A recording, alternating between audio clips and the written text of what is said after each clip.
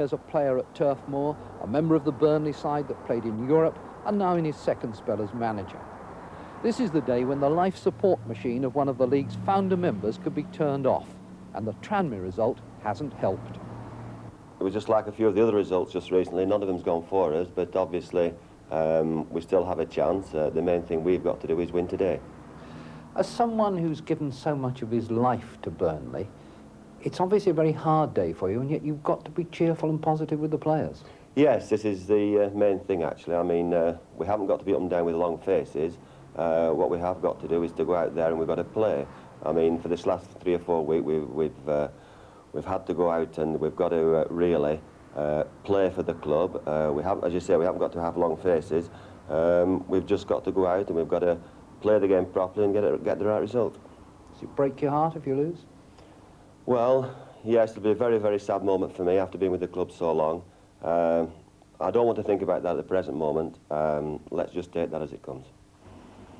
And it's not just Brian Miller and his players who feel the tension.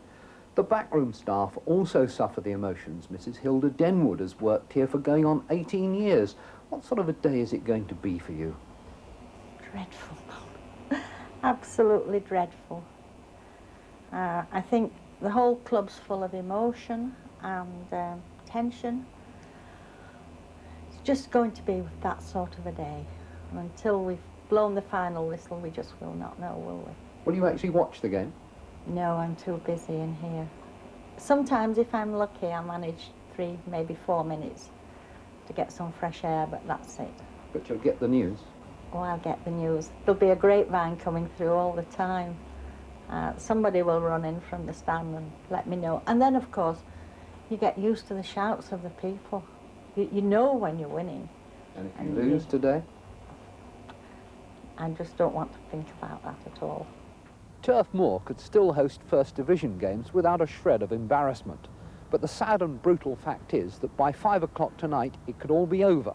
And this could be a collector's item, the programme for the last league game played by a club who were founder members of the league 99 years ago. It's almost unbelievable, Jim, isn't it? And Hilda there really summed up what it means to so many people. Yeah, indeed. And what I'm so sad is that Burnley gave really a priceless gift to football in that they were the first club to realise the value of a training ground, not only for producing their own young players, but for enabling their current players to train on. I mean, you played your football or rehearsed your football on a training ground. I didn't know what a training ground was. Football didn't. We used to run around the edges of the pitch because you couldn't spoil the pitch, and you'd do 16 laps in the morning before you did anything. Well, it didn't help you get very skillful with a football, you know, in that way. And Burnley were the people who changed that whole thing, and that's, apart from all the other reasons, that's why I would be very If sad. they go, though, Jim, it's not the end of the road, I don't think. I mean, I've had a little wager with Des that they'll come straight back anyway, which is... He's in form, bear in mind, he's in form. I know, Yeah. but I mean... he's just done me up with everybody in Burnley. Yeah. But what I really mean, really, is that, I mean, if you look at 4 of the sides who've won promotion this year, Derby, Middlesbrough, Preston and Wolves. Now, each one of those clubs within the last year or so have been within a week of closing. Yeah, I think all the energy and the passion that people feel at moments like that stands you in good stead for the future. I mean, I hope that's going to happen at Fulham. In fact, we've seen it happen already.